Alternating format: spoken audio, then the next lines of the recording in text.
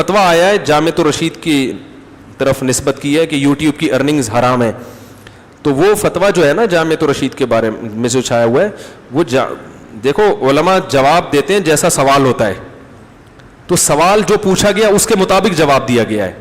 وہ فتویٰ سوال کے حساب سے ٹھیک ہے, مگر وہ سوال ٹھیک نہیں ہے. سمجھ رہے ہیں نا؟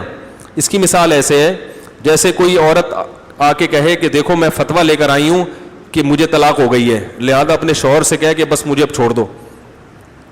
دیکھو مجھے تو جامعۃ الرشید نے فتویٰ دیا, مجھے دارالعلوم کرنگی نے فتویٰ دیا. اب وہ جواب تو دکھا رہی ہے, سوال نہیں دکھا رہی, ٹھیک ہے نا.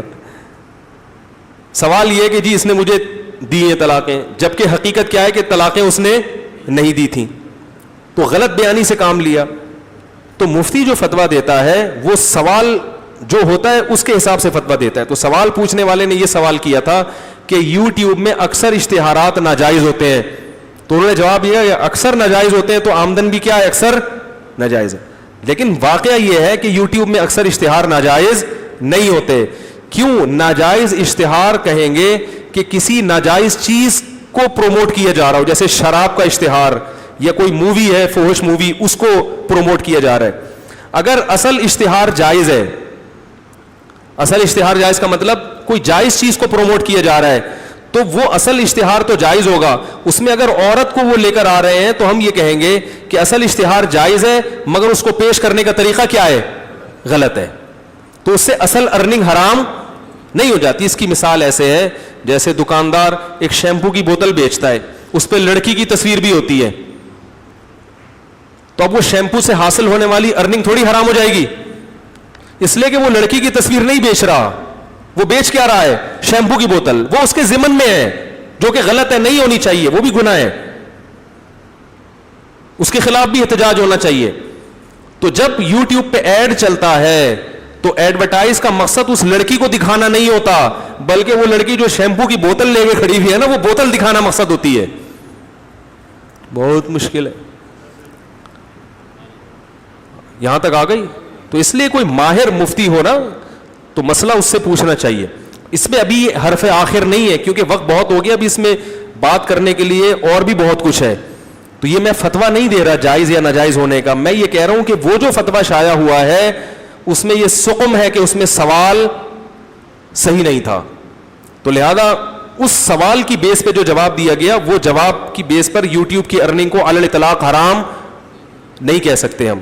باقی حکم کیا ہے یہ میں پھر کسی اور وقت دلائل سے, کہ ناجائز ہونے کے کیا دلائل ہیں, جائز ہونے کے کیا دلائل ہیں, یہ میں ڈیٹیل میں کسی وقت انشاءاللہ بیان کروں گا.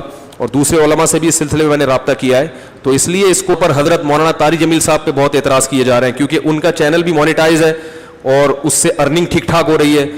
تو اب جو کچھ تو اخلاص میں کر رہے ہیں, کچھ کو ان سے ویسے ہی ذاتی طور پر کچھ ہے, تو جب کسی کو کسی سے کچھ بھی ہوتا ہے تو وہ اسی حساب سے فتویٰ ٹھیک ہے نا چلا دے کہ دیکھو یہ ساری دنیا میں بیانات کر رہے ہیں اور ان کی ارننگ کیا ہے, حرام ہے. دوسروں کو کہتے ہیں حرام سے بچو اور خود کیا کر رہے ہیں, حرام کما رہے ہیں.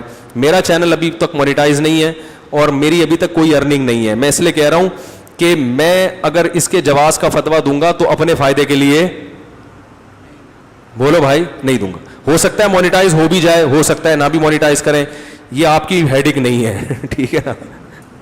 آپ کو آم کھانے سے مطلب ہونا چاہیے, پیڑ گننے سے مطلب, کیونکہ لوگوں کو ذاتی دلچسپی ہوتی ہے یہ پیسے کیوں کما رہے ہیں, تو کیا ہو گیا, آپ سے تھوڑی کما رہے ہیں, گوگل سے لے رہے ہیں. مجھے جب میرا چینل بنا تو مجھے ان لوگوں نے بہت کہا کہ مونیٹائز کرو, میں نے کہا نہیں کروں گا. میں نے کہا اس لیے نہیں کروں گا کہ میں بیان کر رہا ہوں فی سبیل اللہ, جب فی سبیل اللہ میں بیان کر رہا ہوں تو لوگوں سے اس کا عوض کیوں لوں, میں نہیں کرنے دیا میں نے.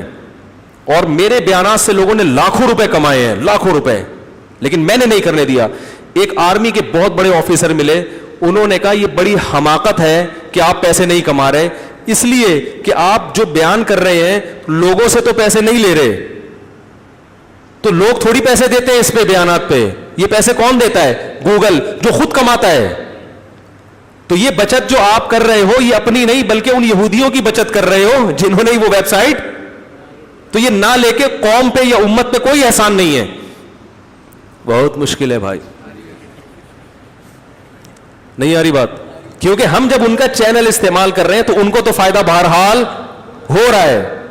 تو اگر آپ نہیں لیتے تو اس کا مطلب سارے ان کو دے رہے ہیں آپ. سمجھ میں آ رہی ہے بات کہ نہیں آ رہی؟ تو پھر بھی نہیں کما رہا میں ابھی تک, ٹھیک ہے نا.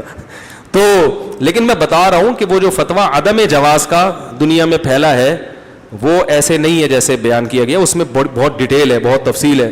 تو آپ حضرت مولانا طارق جمیل صاحب پہ خامخواہ کا میں علماء سے بدگمان نہ کریں. اول تو وہ ویسے ہی بہت کھاتے پیتے ہیں, ان کو یوٹیوب کی ارننگ کی ضرورت نہیں ہے, اور اگر ہو بھی رہی ہے تو ہو سکتا ہے دین کے کسی کام میں استعمال کر رہے ہوں. وہ ویسے ہی ان کے اتنے, وہ تو پتہ نہیں 40 تو وہ طوائفیں ہیں جنہوں نے ان کے ہاتھ پہ توبہ کی ہے, جن کے گھروں میں 40 لاکھ روپے جاتا ہے ہر مہینہ. تو اچھا ہے نا وہ اپنی جیب سے چلا جائے.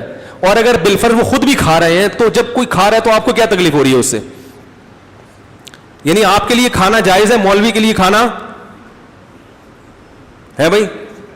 وہ ایک چینل اسی طرح مونیٹائز تھا, اس کے نیچے نا کسی نے لکھا ہی تو بہت کما رہا ہے, دوسرے نے لکھا اصل میں اپنے لیے نہیں, امت کے لیے کما رہے ہیں.